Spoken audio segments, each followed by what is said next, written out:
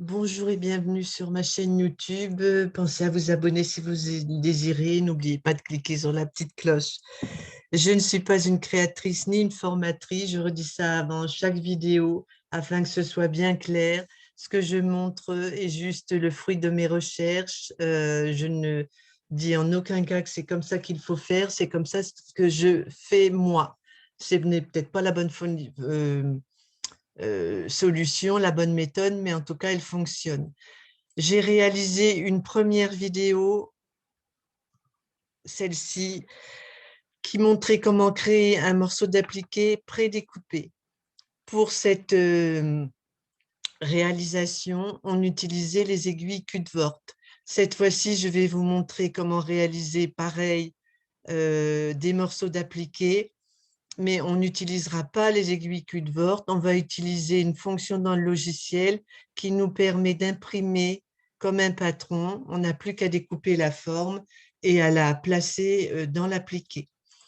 Je vous mets sous la vidéo des liens. Je vous mettrai la vidéo de la première et puis je vous mettrai aussi celle-ci qui redit en détail comment insérer des tissus, importer vos tissus pour les appliquer ou pour modifier l'apparence de votre texte,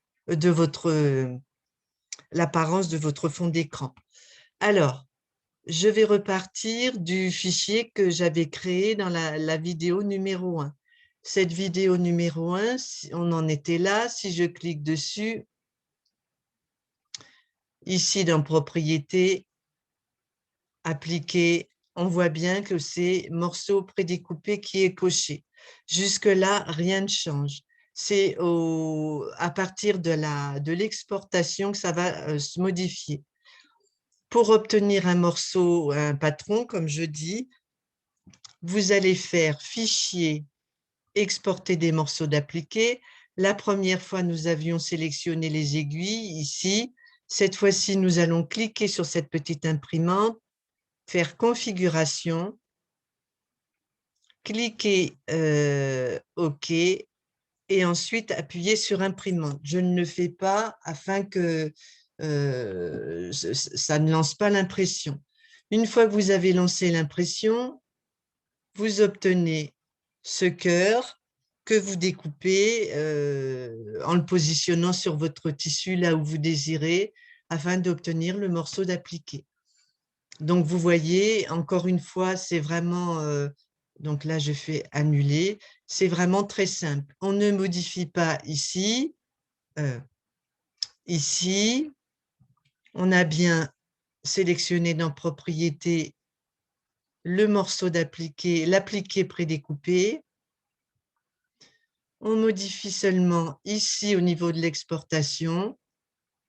On ne coche pas les aiguilles, on fait l'imprimante, configuration, imprimer. Et pour la suite, c'est comme dans la vidéo numéro 1, vous cliquez ici, vous faites enregistrer la broderie,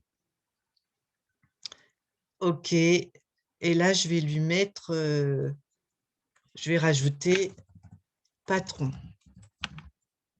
Il n'y a pas les aiguilles Cutworth qui sont sélectionnées et je fais entrer ou enregistrer. Donc, vous voyez deux techniques simples qui permettent de réaliser ces morceaux.